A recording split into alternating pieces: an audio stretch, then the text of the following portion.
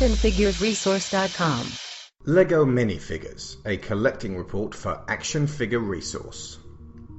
LEGO is the most beloved, popular and consistently successful toy in the world, recognized by parents, children and educators alike as a toy that encourages creativity and play, with many fans retaining their passion well beyond childhood and throughout their lives. The first building blocks from the Danish company were manufactured in 1949. Since then, the influence has rippled throughout the toy industry decade after decade, and given way to video games, amusement parks, and movies. As of 2013, around 560 billion LEGO parts have been produced. The very first LEGO minifigures were released in 1975, along with Duplo sets.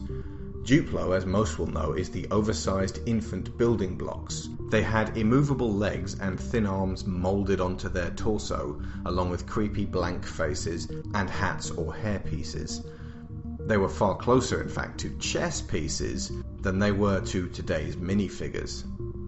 3 years later, in 1978, possibly aided by the sudden surge of interest in action figures precipitated by the Kenner Star Wars line, the first themed minifigures were released in space, castle and town sets. What you see here was the standard for 11 years. Every face was identical, vacant, innocent and yellow, with dot eyes and a smile. This made them somewhat more endearing, encouraging constructive play with these trusting little automatons which were there to lend a stylized humanity and a sense of scale to the buildings and vehicles that you built. Then in 1989, LEGO stepped up their game and added the pirate theme to their existing 3. Blank, standardized faces wouldn't fit with a roguish, swashbuckling ethic, so new personality-filled and frequently hairy designs were minted.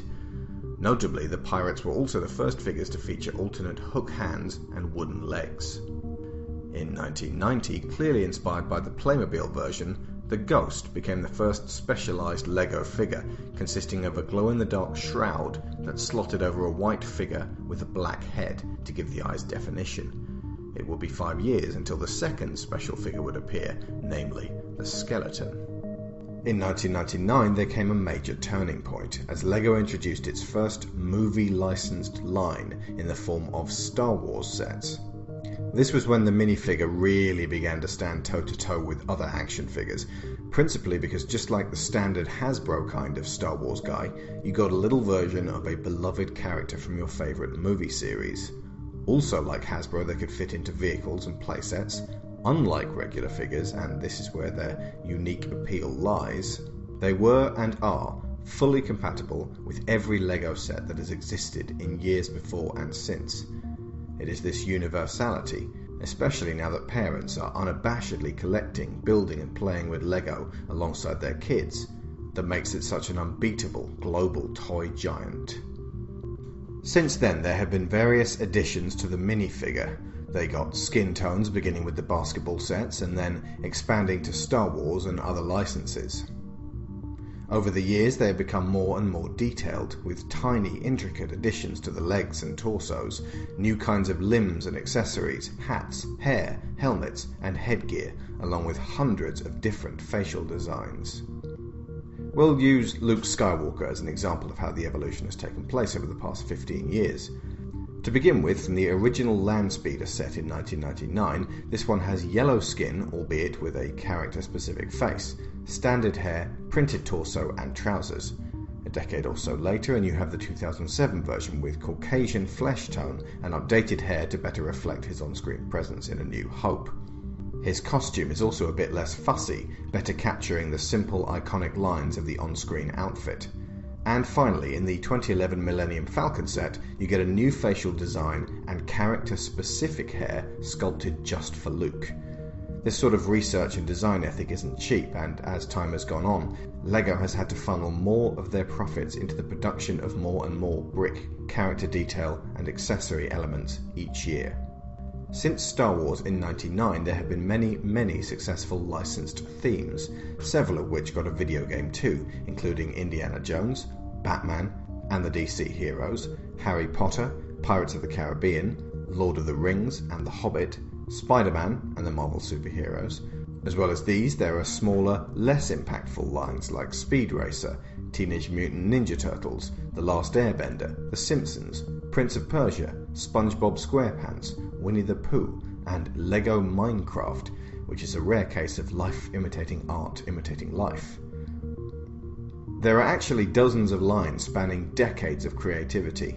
Too many to list here, and plenty produced by LEGO themselves, such as original IPs like Bionicle, Ninjago, and Legends of Chima.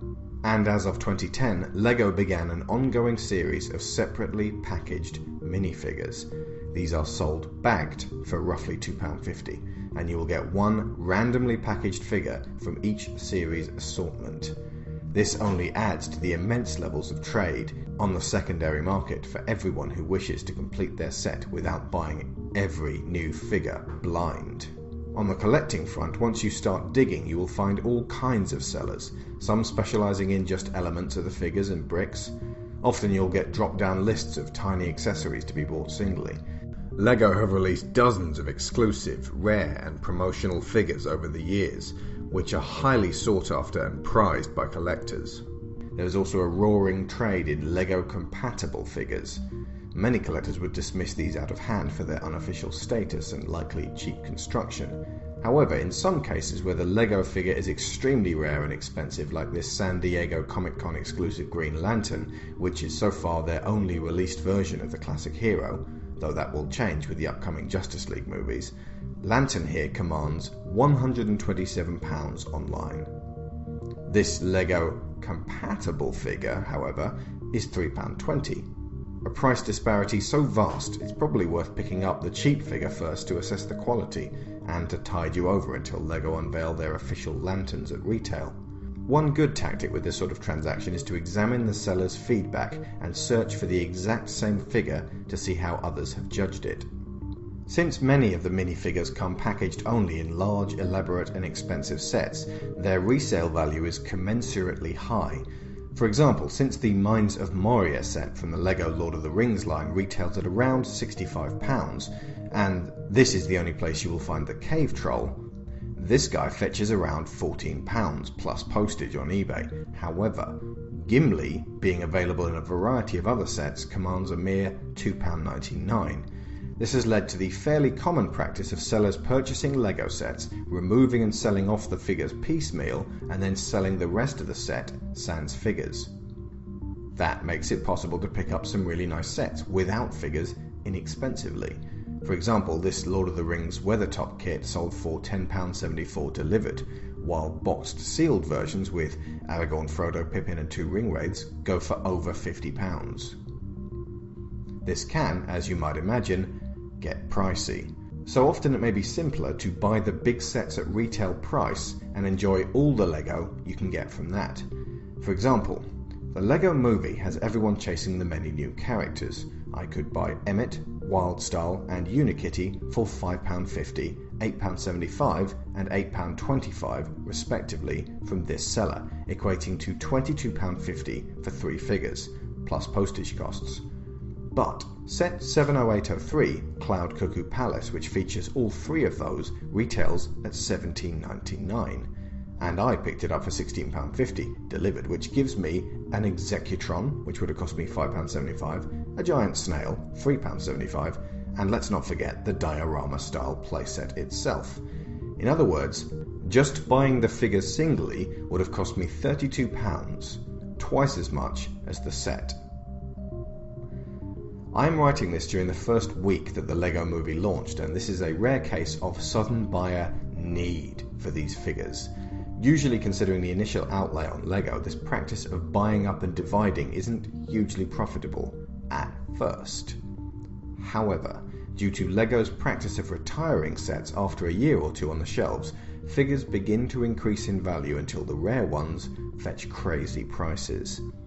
If you're looking for an investment market, you could do a lot worse than buying LEGO kits and keeping them pristine and unopened, sealed in your cool, dry attic for 5 years until they are unobtainable, and then assessing the market for which will net you more profit, selling the kit in mint condition or mining it for minifigures to be sold singly.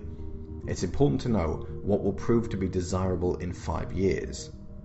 Harry Potter, for example, will always be beloved to a large amount of people. Speed Racer, however, was a big failure and now might fetch back less than retail price.